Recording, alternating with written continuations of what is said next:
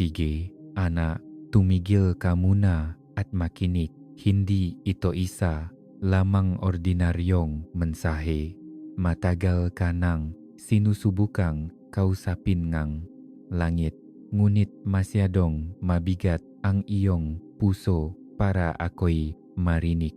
May naramdaman kang kakaiba, isang bagay na gumagalaw sa iyong espiritu. Hindi iyon imahinasyon lamang, ako iyon.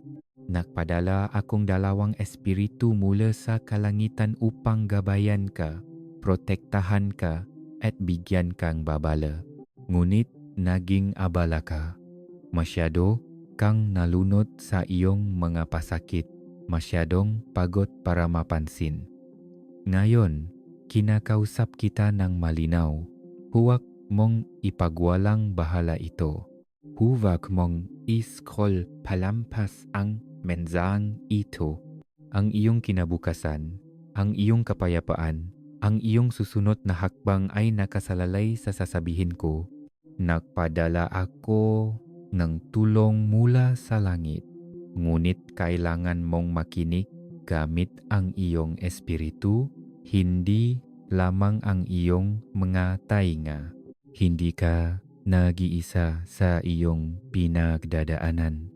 Kahit na pakiramdam mo ay iniwan ka na ng lahat, kahit na ang katahimikan sa paligid mo ay napakaingay, malapit ako sa iyo.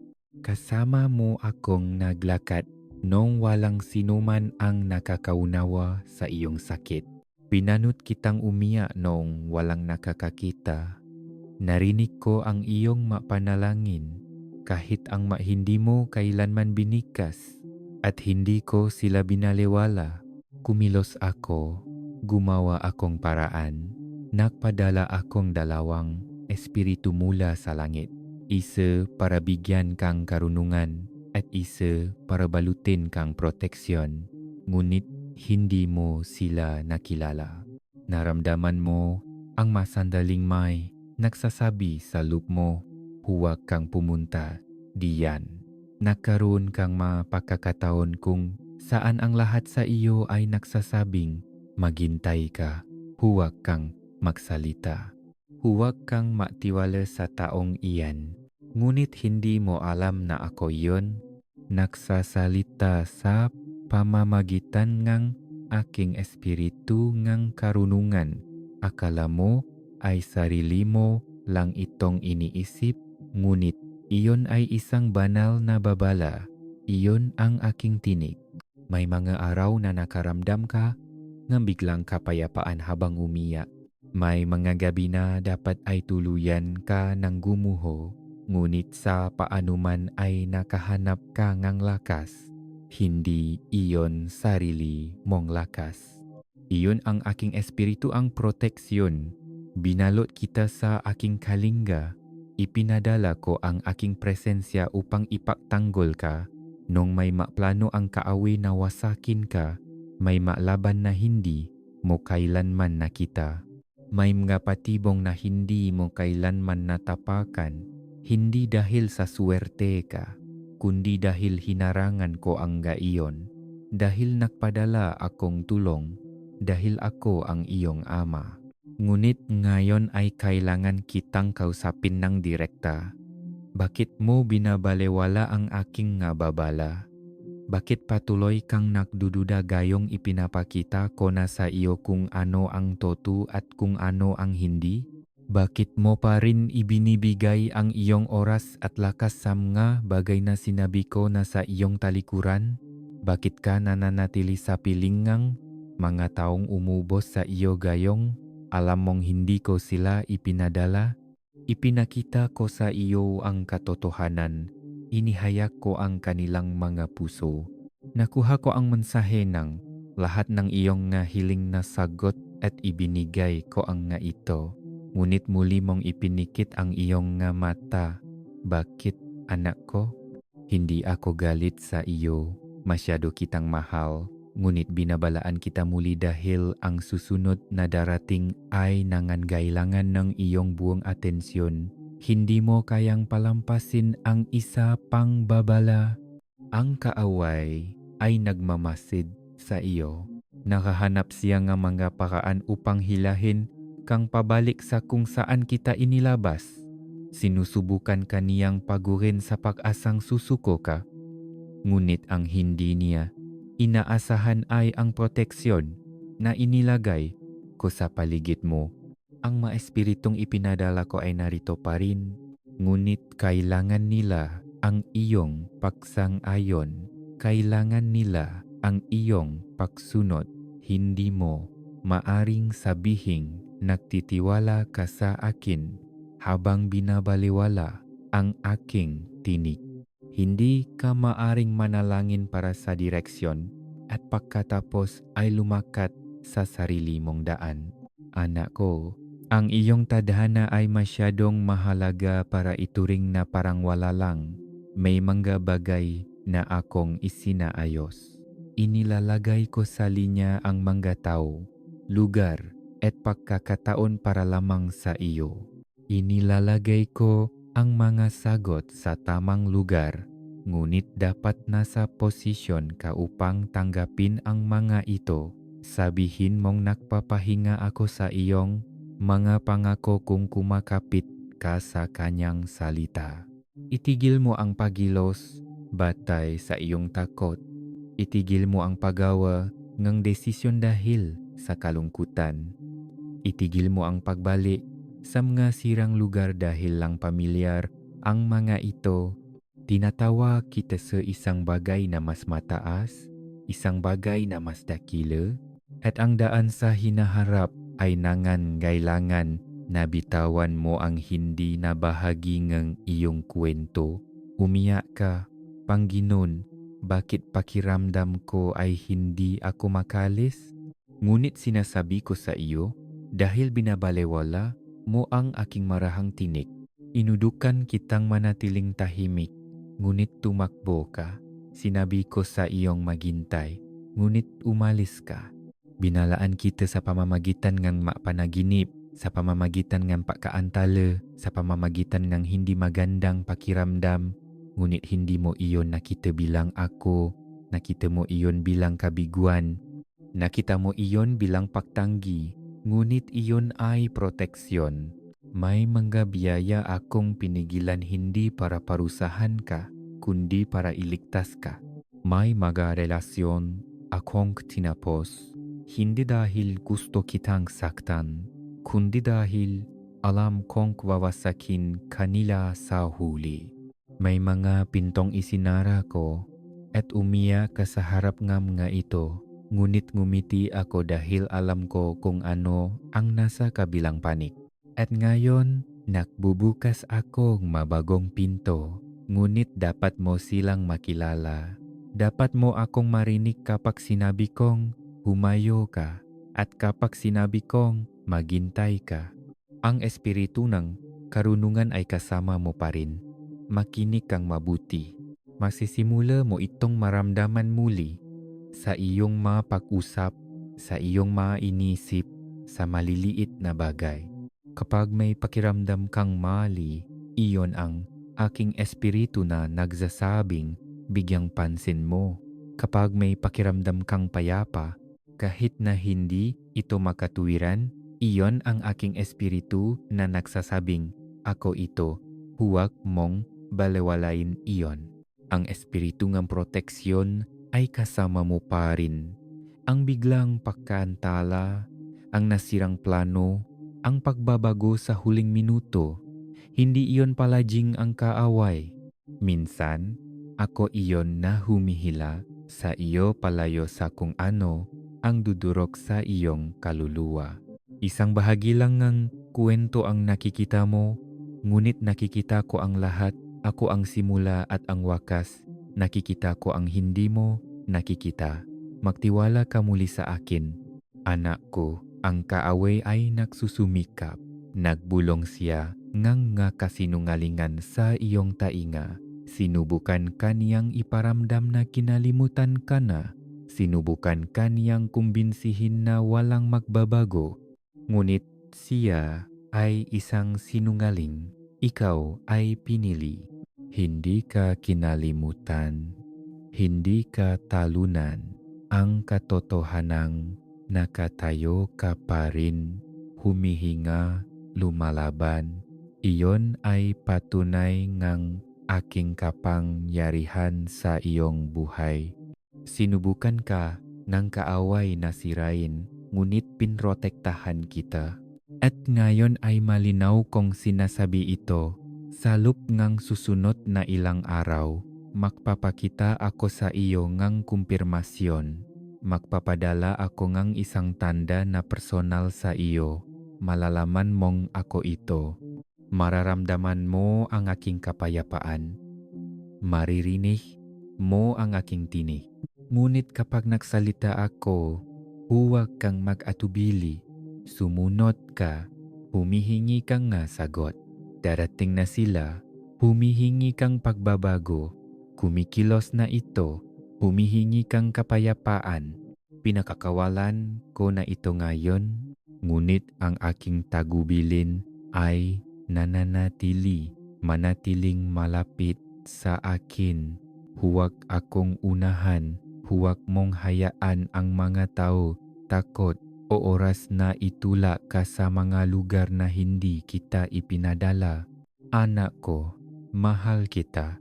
Naging matiyaga ako, ngunit dumating na ang oras para ikaw ay bumangon.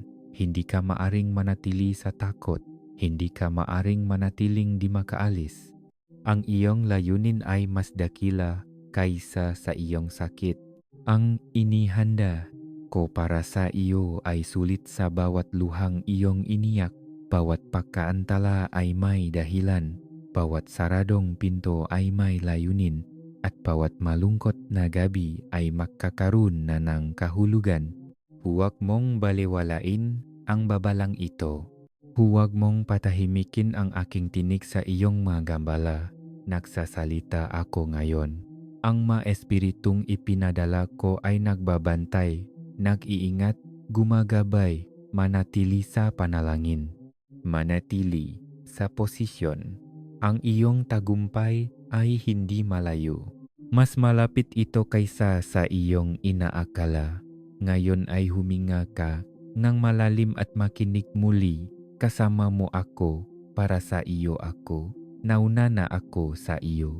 At walang anumang ginawa ang kawe ang makakapigil sa susunod kong gagawin.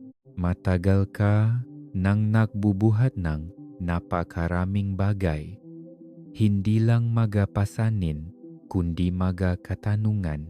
Hindi lang kalungkutan, kundi katahimikan. Nagtaka ka kung nagsasalita pa ba ako, kung gumagabay pa ba ako, kung kumikilos pa ba ako sa iyong buhay. At sinasabi ko sa iyo ngayon, hindi ako kailanman tumigil.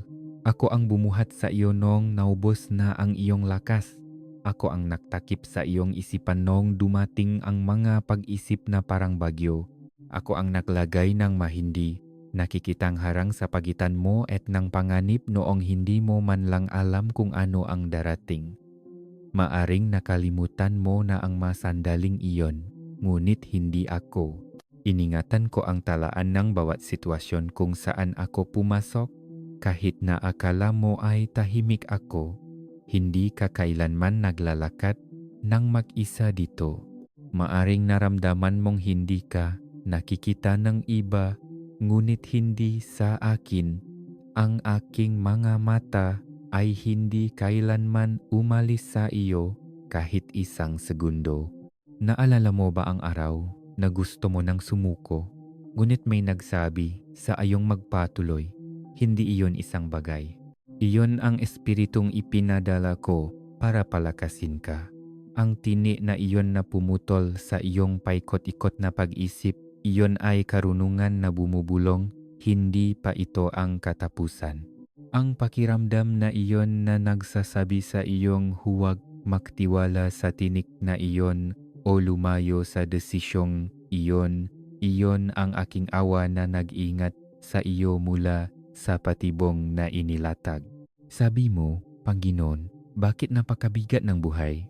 At sinasabi ko sa iyo, dahil naglalakad ka nang hindi sumasandal sa akin. Binitbit mo ang mga bagay na hindi mo dapat bitbitin ng mag-isa. Hindi ko kailanman hiniling sa iyo na alamin ang lahat. Ang tanging hiling ko ay sumunod ka sa akin, ngunit madalas sinunod mo ang iyong mga takot. Sinunod mo ang mga taong hindi ako kilala. Sinunod mo ang mga emosyon na nagbabago bawat oras. Alam kong mabuti ang iyong intensyon. Alam kong gusto mo lang makaramdam ng isang bagay na pamilyar. Ngunit ngayon ay binabago ko ang iyong mahakbang.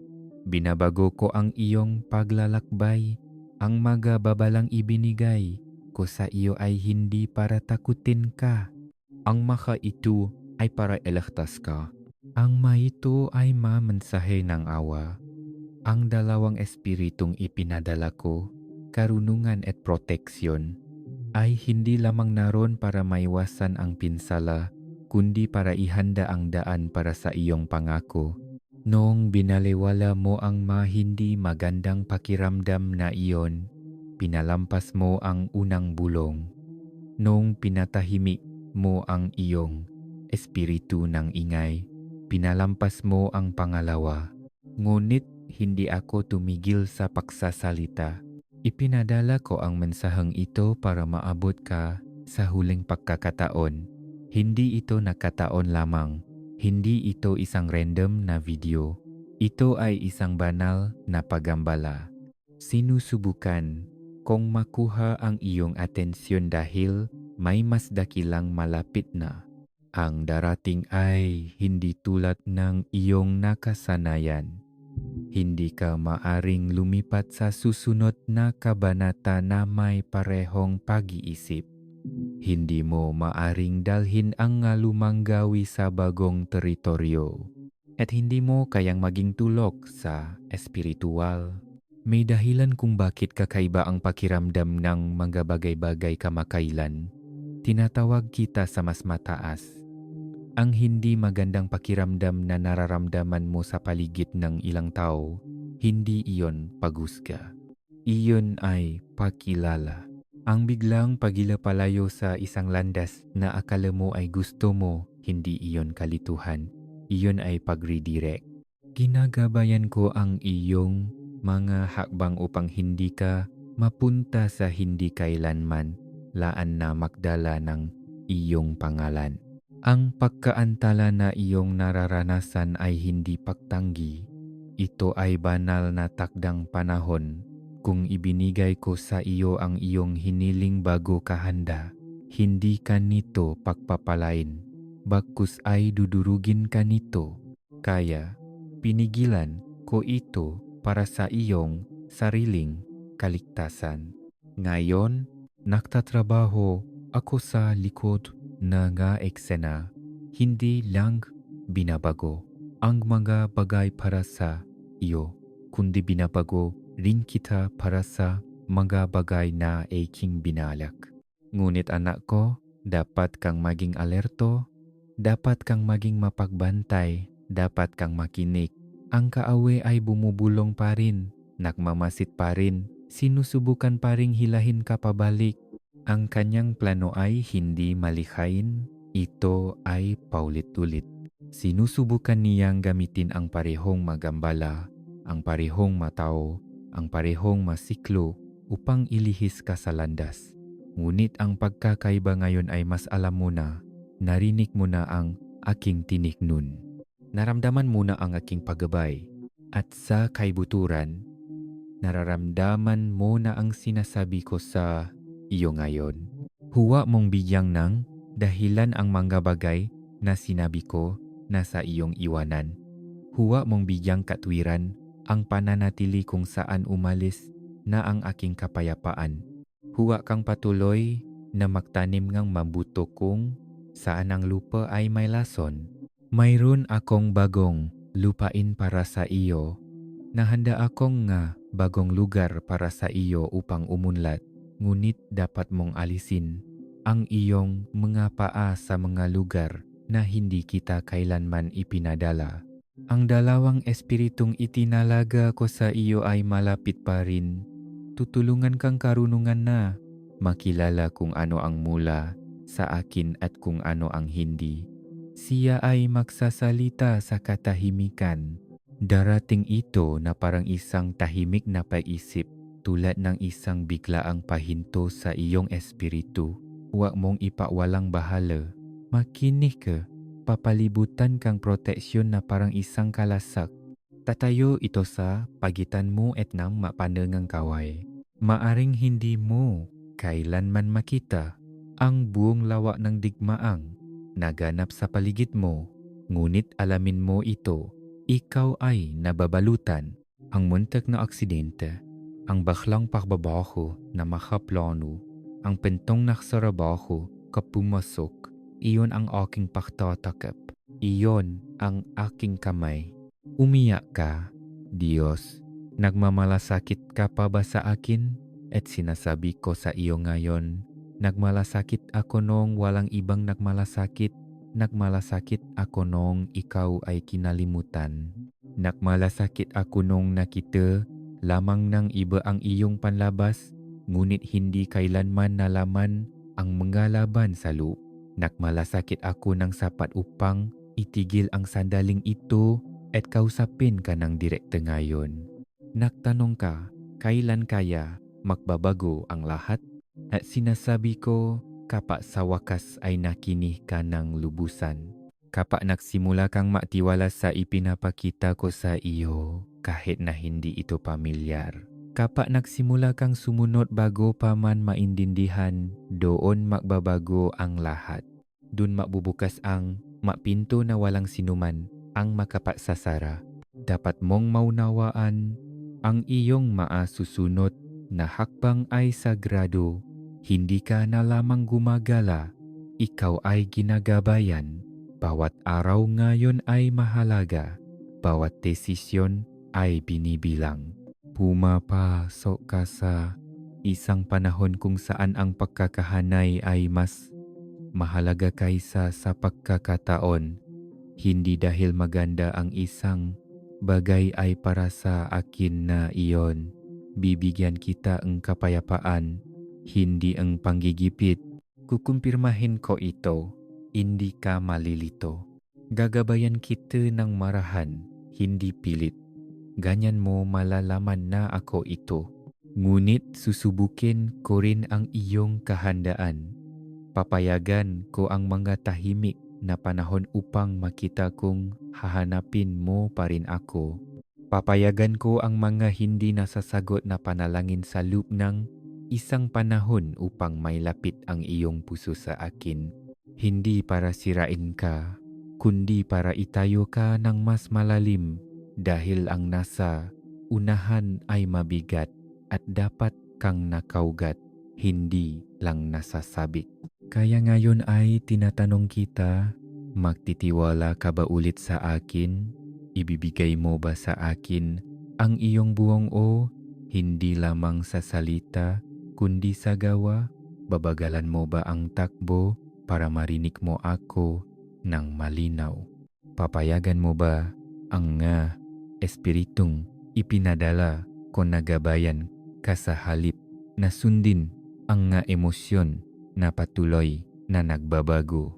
Hindi lang ito tungkol sa tagumpay. Ito ay tungkol sa pagiging kung sino ang nilikha ko sa iyo. At ngayon ay sinasabi ko, sa loob ng susunod na ilang araw, magsisimula akong ipakita sa iyo ang nga bagay ng malinaw. Magsisimula akong ihayak kung sino ang tunay na para sa iyo. Aalisin ko ang ipinadala upang gambalain ka. Aalisin ko ang ulap sa iyong isipan. Magdadala ako ngang sariwang kumpirmasyon at malalaman mong ako iyon. Ngunit huwag kang mag-atubili. Huwag mo itong balewalain muli. Bitawan mo ang nakikipag-agawan para sa iyong atensyon, ngunit hindi nagpapakain sa iyong layunin. Mayroon pa akong higit para sa iyo, mas dakila ang nasa unahan. Ang iyong pangalan ay tinatawag sa mga lugar na hindi mo pa napupuntahan. Ang iyong pagsunod ang magbubukas ang pinto. Naglalakad ka na may mga katanungan, dala-dala ang isang pusong puno na iniisip na hindi mo sinabi kaninuman, hindi dahil ayaw mo, kundi dahil hindi mo alam kung paano ipaliwanag ang iyong nararamdaman. Hindi lang ito kalungkutan at hindi lang ito sakit. Mas malalim pa riyan, ito ang bigat ng nga hindi nasabing kabiguan. Ito ang sakit ng mga inaasahan na hindi naging katotohanan. Ito ang tahimik na pagkadismaya sa pagsisikap na manatiling malakas kapag pagod ka na sa lugar na hindi nakikita ng sinuman. Ngunit nakikita ko ang lahat. Nakikita ko kung saan mo pinipigilan ang mga luha para lang magpatuloy. Nakikita ko ang masandali kung saan ngumingiti ka sa publiko ngunit walang laman ang pakiramdam mo kapag mag-isa ka na.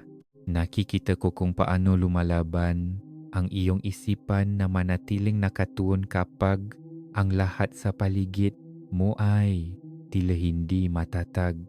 Nakikita ko kapag sinusubukan mong palakasin ang loob ng iba habang lihim na nag-isip kung darating pa ba ang sarili mong tagumpay. At gusto kong malaman mo ito, hindi mo pinalampas ang iyong sandali. Hindi ka nahuli, hindi ka kinalimutan. Ang iyong pinagdadaanan ay hindi parusa, ito ay paghahanda. Pinayagan ko ang pag-unat na ito upang kapag inilagay ko na ang ipinangako ko sa iyong makamay, magiging sapat kang malakas para dalhin ito. Nanalangin ka para sa pagbabago. Hiniling mo sa akin na baguhin ang iyong buhay, magbukas ng mapinto, maglabas ng masagot, at narinig ko ang bawat salita. Ngunit bago ko galawin ang panlabas, nagtatrabaho ako sa loob mo. Nagtatayo ako ng isang bagay na matatag, isang bagay na nakaugat. Dahil kung saan kita dadalhin, ang nanginginig na pananampalataya ay hindi mabubuhay. Ang mga desisyon na batay sa emosyon ay hindi mananatili. Dapat kang nakatayo sa katotohanan sa akin. Iyon ang dahilan kung bakit nakaramdam ka ang bigat sa iyong kaluluwa. Iyon ang dahilan kung bakit ang ilang bagay na dati ay nakbibigay aliw. Sa iyo ay hindi na sapat. Binabago ko ang iyong panlasa. Binabago ko ang iyong kapaligiran. Inilalayo kita sa kung ano ang hindi maaring manatili sa susunod na panahon. Hindi dahil gusto kong magdusa ka, kundi dahil gusto kong lumago ka. Ang paglago ay hindi palaging maingay. Minsan parang katahimikan. Minsan parang paghihiwalay. Ngunit ang pakiramdam na parang pag-isa ay sa katunayan ay banal na tagubilin. Hindi ka naiwan. Ikaw ay tinatawag pasulong. Inilalayo kita sa ingay para sa wakas ay marinig mo ako ng malinaw. Kailangan kong itigil mo ang pagdududa sa kung ano ang inilagay ko sa loob mo. Itigil mo ang pag-aalinlangan sa pagpapahit na ibinigay ko sa iyo. Itigil mo ang pagurong sa paligid ng mga taong hindi nakakaintindi sa iyong tawag. Hindi kita niliha para makibagay. Itinakda kita sa isang kadahilanan. Hindi ka dapat makasya kahit saan. Hindi ka dapat manatili kung saan mahal ka lang nga tao sa bersyon mo na maginhawa. Tinatawag ko ang katapangan sa iyo. Ang kapangyarihan, ang layunin. Nasubok ka. Naging hindi tiya ang mga bagay-bagay. Ngunit hindi kita pinabayaan. Ito ay bahagi ng pagyanik. Niyayanik ko ang lahat ng hindi nakatayo sa akin upang ang matitira ay hindi mayayanig. Alam kong kailangan mong bitawan ang mga bagay na gusto mong panatilihin. Alam kong kailangan mong lumayo sa mga taong mahal mo. Alam kong hindi naging madali ang panoorin ang iba na sumusulong habang pakiramdam mo ay hindi ka makaalis. Ngunit hindi ka kailanman nakatayo lang. Inaangkla kita, itinatago kita, pinoprotektahan kita mula sa maagang pagkakalantat dahil ang ginagawa ko sa iyo ay sagrado. Pinapalago kita sa lihim bago kita ihayak sa publiko. Dinadalisay ko ang iyong espiritu upang kapag itinaas kita, walang makakapagpabagsak sa iyo. Binibigyan kita na uri ng kapayapaan na hindi nasisira sa ilalim ng panggigipit. Ang uri ng karunungan na hindi nayayani ng maopinyon. Ang uri ng kalinawan na hindi nalilito sa ingay. Iyon ang dahilan kung bakit patuloy kitang tinatawag sa mas malalim na tubig. Gusto kong itigil mo na ang pag-ayos sa mababaw na panalangin. Gusto kong itigil mo na ang pamumuhay sa pananampalataya ng kahapon. Gusto kong gisingin mo muli ang iyong pagkagutom. Bumalik ka sa lugar kung saan nakikini ka sa aking tini bago pa man ang kaninuman. Bumalik ka sa tahimik na lugar kung saan ako at ikaw lang. Hindi ako kailanman umalis sa lugar na iyon. Naghihintay ako. Sinusubukan ka ng kaway na kumbinsihin na malayo ako. Sinusubukan ka niyang paniwalain na hindi ka napapansin. Ngunit siya ay isang sinungaling. Sa tuwing ini, isip mong tahimik ako, nagtatrabaho ako.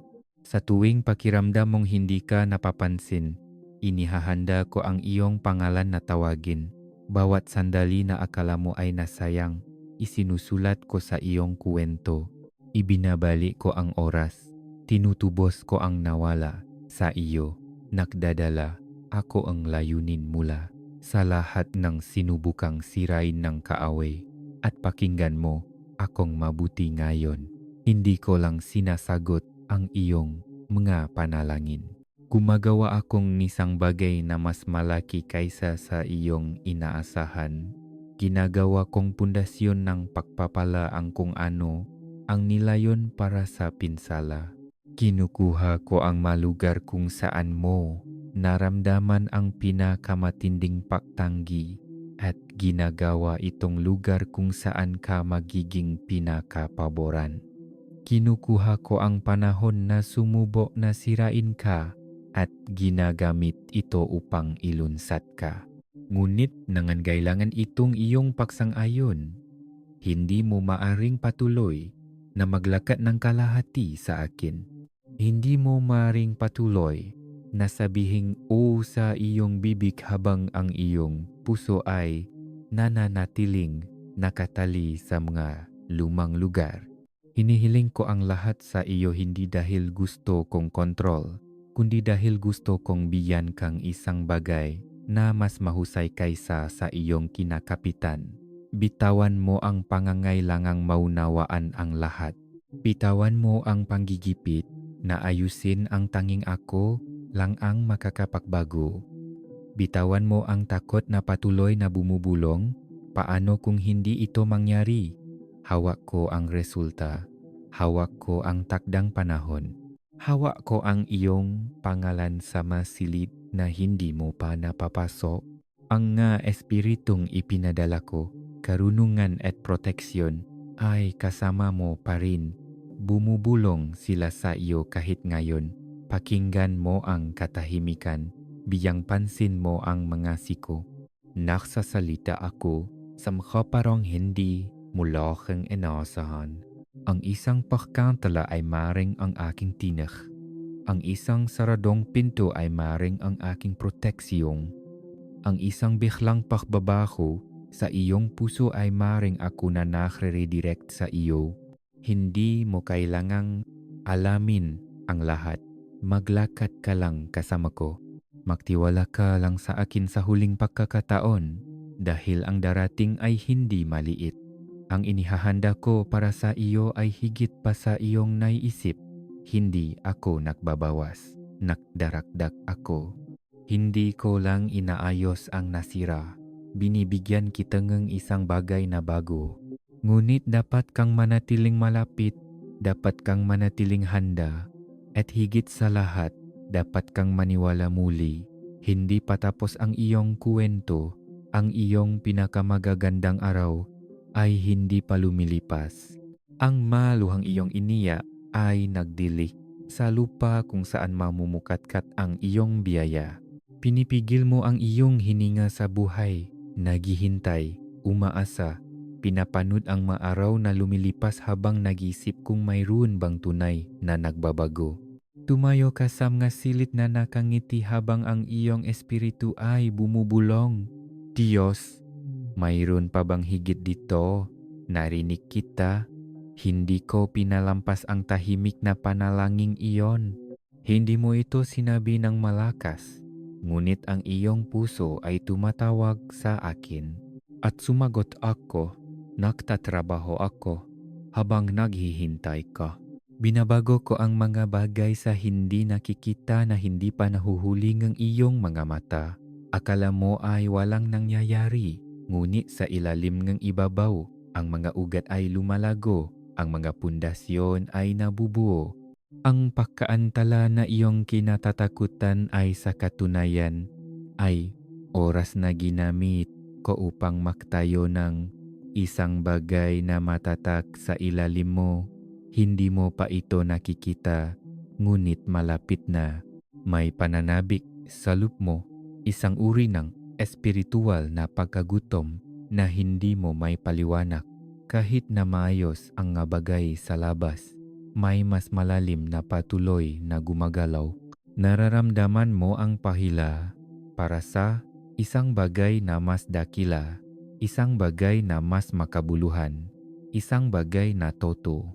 Ang paggalaw na iyon ay hindi kalituhan. Ito ay pagtawag. Ang hindi magandang pakiramdam na iyon ay hindi parusa.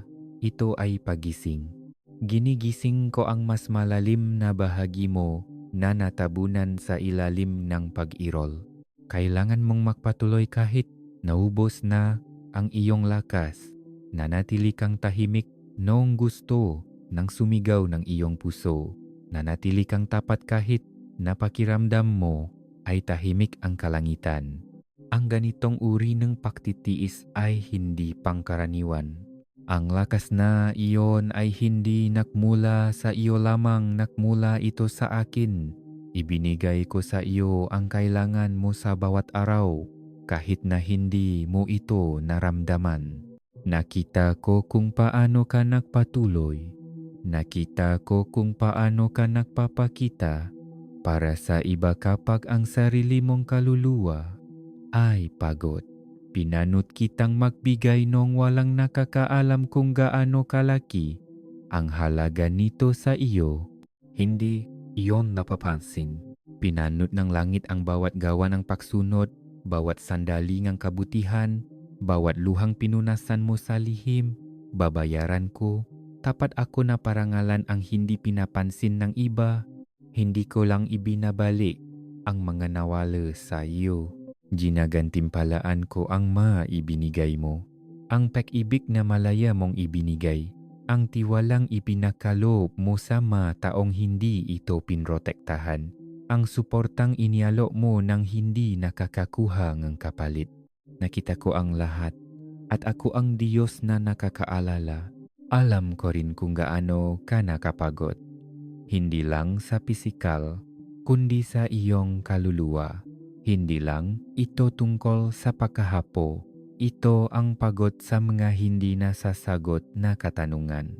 Ang paghihintay na masyadong matagal. Ang pag-iisip kung darating pa ba ang ipinangako ko. O darating ito at hindi ko binago ang aking isip tungkol sa iyo. Buhay pa rin ang aking pangako. Kahit na nagduda ka sa iyong sarili, naniniwala pa rin ako sa itinanim ko sa loob mo. Kahit na sinubukan mong talikuran ang tawag, hinawakan kita ng mahigpit. Iyon ang dahilan kung bakit hindi nagbukas ang ilang nga pinto para sa iyo. Hindi dahil hindi ka karapat-dapat, kundi dahil hindi sila kabilang sa iyong takdang gawain. Isinara ko ang ilang mga landas upang hindi ka manirahan sa mga lugar na hindi ko kailanman inilaan na manatili ka. Mayroong isang bagay na sagrado sa panahong pinapasok mo ngayon. Ito ay higit pa sa isang pagbabago. Ito ay isang banal na sandali. Malapit ka nang maglakad patungo sa mahasagot. At hindi lang mga sagot para sa iyong sitwasyon, kundi mga sagot para sa iyong pagkakakilanlan. Malapit ko nang ipakita sa iyo kung bakit kinailangang mangyari ang huling kabanata. Malapit ko nang ipakita sa iyo kung saan kita pinoprotektahan. Malapit ko nang ipakita sa iyo kung sino ka talaga kapak humupa na ang ingay at tumahimik na ang alikabok.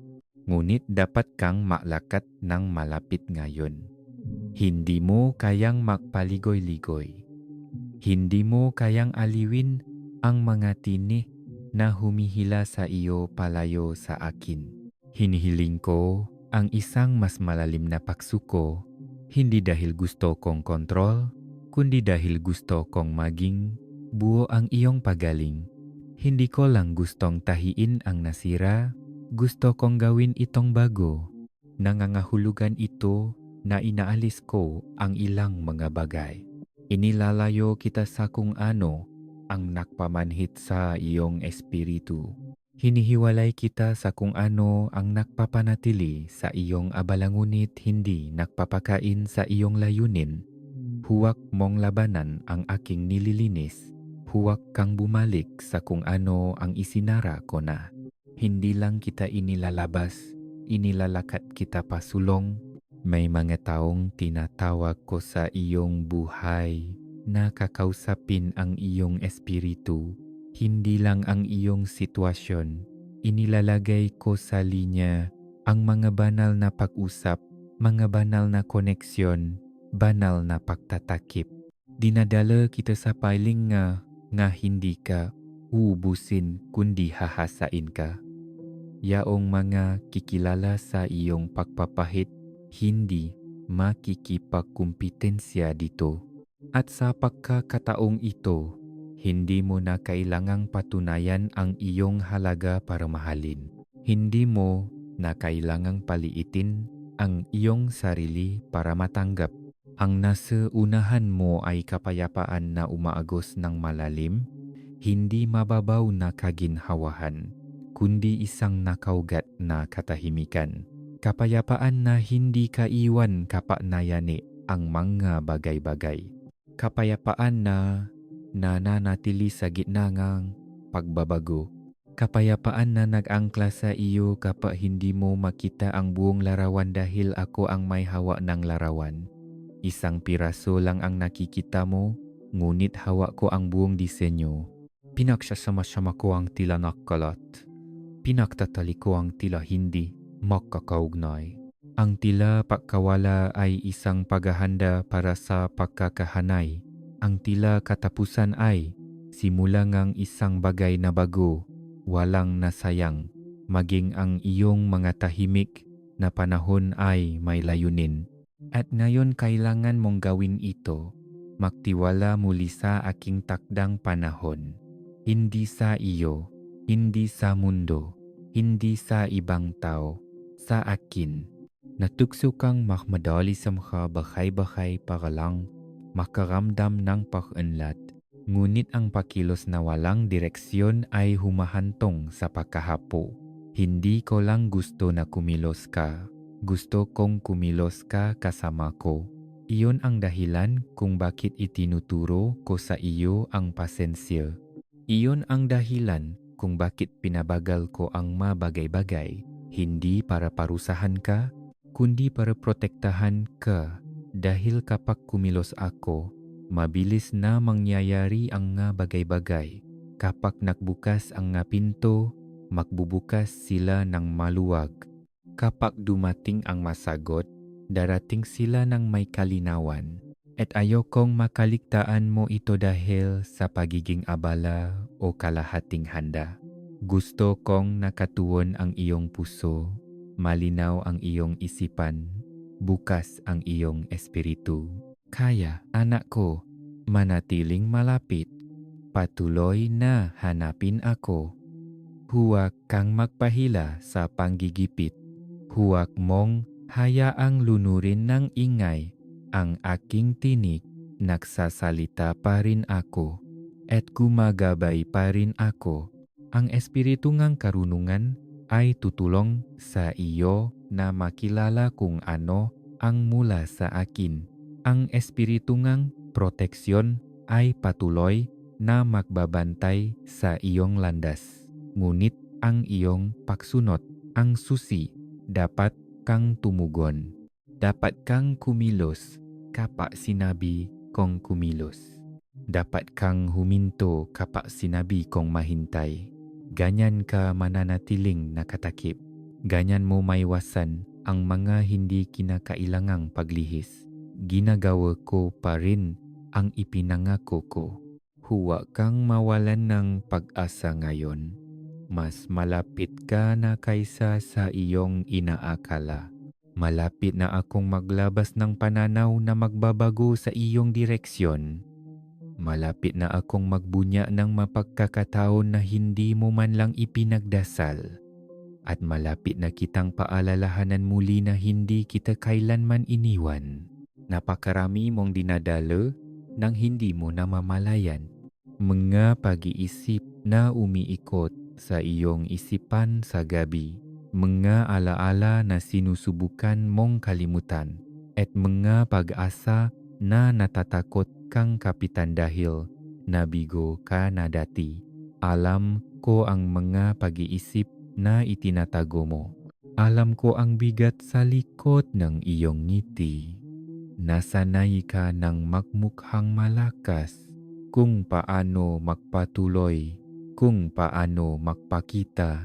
Ngunit sa kaibuturan ay may isang tahimik na sakit na hindi mo pa talaga pinangalanan. Ngunit alam ko ito. Alam ko ang bawat hindi nasasabing damdamin na iyong dinala. Hindi mo kailangang ipaliwanag ang anuman sa akin. Naintindihan ko kahit ang nabagay na wala kang salita para dito. At ngayon gusto kung malaman mo ito. Inaalis ko ang hindi nakikitang bigat na iyan sa iyo. Ang paninikip sa iyong dibdib, ang bigat sa iyong kaluluwa, ang patuloy na pag-isip kung magiging iba pa ba ang mama bagay-bagay. Inaalis ko ito. Naramdaman mong nababanat ka na para bang hinihingi sa iyo buhay ang higit pa sa kaya mong ibigay. At sinasabi ko sa iyo, hindi ito dahil nasisira ka, ito ay dahil itinatayo kita. Pinapalawa ko ang iyong kapasidad, pinapalakas ko ang iyong kaibuturan. Humingi ka sa akin ng mas dakila, ngunit ang mas dakila ay hindi maaring manatili sa isang mababaw na pundasyon. Kaya nahuhukay ako ng malalim. Mahal na Panginoong Jesus, salamat sa iyong mapagmahal na presensya sa aking buhay. Ngayon, lumalapit ako sa iyo na may bukas na pusyanyaw jiling na tulungan mo akong mamuhay sa paraang nakalulugod sa iyo.